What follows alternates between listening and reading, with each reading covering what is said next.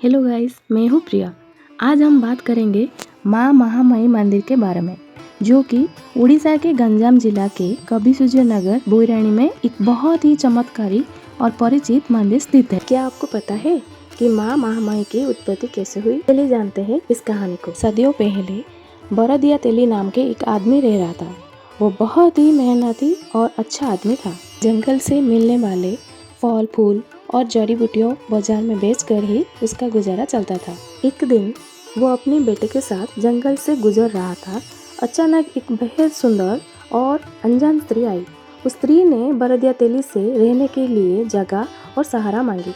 बरदिया तेली ने बिना सवाल किए उन्हें अपनी बेटी मानकर अपने घर में रहने के लिए जगह दे दी। लेकिन वो कोई साधारण स्त्री नहीं थी, बल्कि स्वयं आदि शक्ति थी। एक दिन अचानक जब बरदिया तेली ने देखा कि वो कन्या उसके छोटे बेटे को काट रहा था, तभी गुस्से में आकर बरदिया तेली ने बिना सोचे समझे अपनी तलवार उठाई और उस कन्या के शरीर को तीनों टुकड़ों में काट डाला। देवी ने उसे सपनों में दर्शन दिए और कहा, भक्त घबरा मत, ये सब मेरी लीला थी। मुझे तीनों स्थान में पूजा पाना था, इसलिए मैं नाटक कर रही थी तेरे बेटे को काटने का। माँ ने आदेश दिया कि उनकी शरीर के जो 3 टुकड़े हुए हैं उन्हें अलग अलग जगहों पर स्थापित किया जाए। बरदिया तेली का छोटा बेटा भी जिंदा हो गया। देवी के शरीर के 3 हिस्से 3 अलग अलग जगहों पर स्थापित हुए। मस्तक ब्रह्मपुर में, जहां उन्हें माँ बूढ़ी ठाकुरानी के नाम पे पूजा किया जाता है।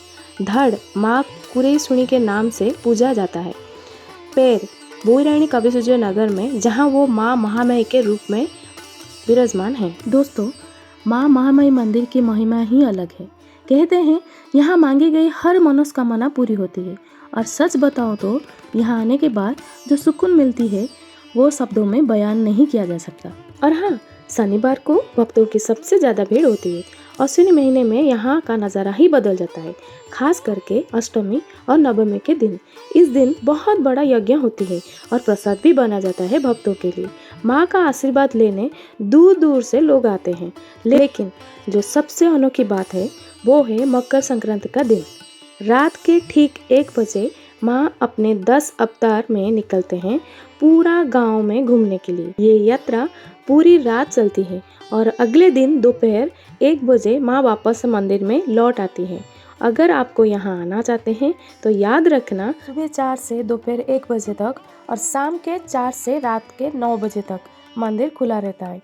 दोपहर 1 से 4 के बीच मंदिर बंद रहता है, तो उस समय ना आए। तो दोस्तों, वीडियो अच्छे लगे तो प्लीज़ लाइक, शेयर और सब्सक्राइब कर देना।